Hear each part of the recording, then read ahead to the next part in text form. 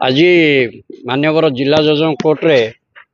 भवदास ओरफ ललंकर जमीन आवेदन शुणाणी होता फास्ट आवर रे एवं से जमीन आवेदन शुणिले परे उभय पक्ष जुक्ति शुणिला परे मान्यवर जिला जज आज भव प्रकाश दास को जमीन रे जीवाई निर्देश देइछन्ति आदेश देइछन्ति एवं भव प्रकाश दास ये जो केसटा थिले एटा थिला जाजपुर सदर पीएस केस नंबर 475/24। ए घटना थिला जे जाजपुर हाट्रे जो गंडगोल होता से जड़े आदिवासी महिला अभियोग करते जे मुझे गंडगोल विषय पचारा बेले से मत जातिआना आक्षेप करते से केसटी नाम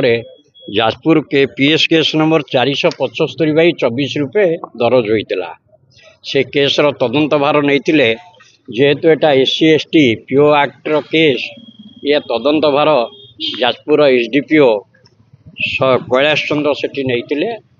एवं तदंत करी कोर्ट रे से केस डायरी दाखल करते उभय पक्षर जुक्ति शुणला परे मान्यवर जिला जज तांको आज जमीन प्रदान कर ना आगुरी 4टी मामला हो जाता एटा शेष मामला तांकर थिला एथिरे मध्य से तांको जमीन दिया जाइछि माने आज शर्तमूलक जमीन दि जाइछि 20,000 टंका एवं 2 जन जमीनदार तांको जमीन ने नहीं पारिबे ता सहित कंडीशन अछि जे से कोनोसी एई केस रे संपृक्त थिबा कोनोसी साक्षी को भयभीत करिवेनी बा इंटरफेयर करिवेनी इन्वेस्टिगेशन रे। द्वितीय शर्त होइछि जे बेल ले थिला बेले कोनोसी प्रकार अनलॉफुल असेंबली से लीड करि परिबे नै बेल ले जतबेले थिबे सेतबेले से कोनोसी प्रकार अनलॉफुल असेंबली लीड करि परिबे नै। तृतीय कंडीशन होइछि जे जते जाजपुर